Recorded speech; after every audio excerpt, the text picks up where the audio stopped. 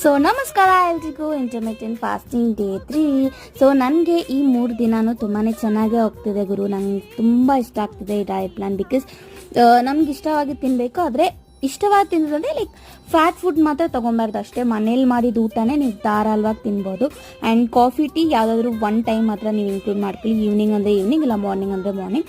ಎದ್ದ ತಕ್ಷಣ detox water ಕುಡಿಯೋದನ್ನು ಮಾತ್ರ ಮರಿಬೇಡಿ. ಬಿಕಾಸ್ ಅದು full day through out the day ನಿಮ್ಮನ್ನ ಎನರ್ಜೆಟಿಕ್ ಆಗಿ ಇಟ್ಕೊಳ್ಳುತ್ತೆ. ಸೊ ಬ್ರೇಕ್ಫಾಸ್ಟ್ಗೆ ನಾನು ಟೀ ಮತ್ತು 2 ಪಾರ್ಲಿಜಿ ಬಿಸ್ಕೆಟ್ ಕುಡಿದಿದ್ದೆ.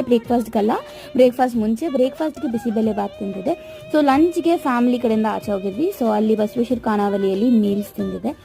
ತುಂಬ ಹೆಲ್ದಿಯಾದ ಫುಡ್ಡೇ ಸರ್ವ್ ಮಾಡಿದ್ರು, ಆದರೂ ನಂಗೆ ತುಂಬ ಭಯ ಆಗಿ ನಾನು ಡಿನ್ನರ್ನ ಸ್ಕಿಪ್ ಮಾಡಿಬಿಟ್ಟೆ. ಸೊ ಲಂಚ್ನೇ ಆಲ್ಮೋಸ್ಟ್ 3 o'clock ಏನೋ ತಿಂದಿದ್ದೆ. ಓಟ್ ಮಾಡಿಬಿಟ್ಟು ಮನೆಗೆ ಬಂದು ವರ್ಕೌಟ್ ಮುಗಿಸಿ ನಿಮಗೆ ಈ ಸ್ಕ್ರೀನ್ಶಾಟ್ನ ಆ್ಯಡ್ ಮಾಡಿದ್ದೀನಿ, ಕ್ಯಾಲರೀಸ್ನ ಹೇಗೆ ಟ್ರ್ಯಾಕ್ ಮಾಡ್ತೀನಿ ಅಂತೆ. ಬೇರೆ ಏನಾದರೂ ಕ್ವೈರೀಸ್ ಇದ್ದರೆ ಕಾಮೆಂಟ್ ಸೆಕ್ಷನಲ್ಲಿ